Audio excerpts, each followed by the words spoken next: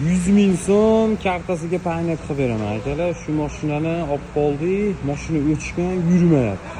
Akkumulyator qo'ydik, yurmayapti. Nima sabab? Hozir bizda toshni diagnostika yo'q. Nima bo'lgan, nima sabab bo'lib qolgan buni o'chishiga, qaytib yurmashiga.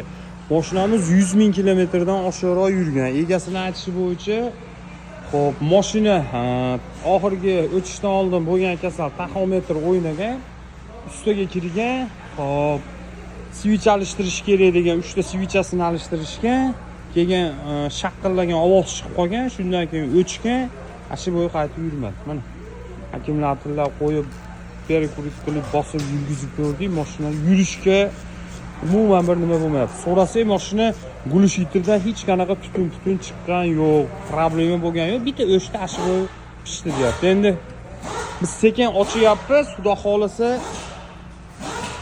ungacha sizlar kommentariyada taxmin qilib yozib turinglar. Taxmininglar to'g'ri chiqib qolsa 100 ming so'm kartalarga surib beraman. Balki motordir, balki arzimagan bitta ish bilan ishi hal bo'lib ketishi mumkin. Davay aka, yozing, 100 ming bizdan sizlarga.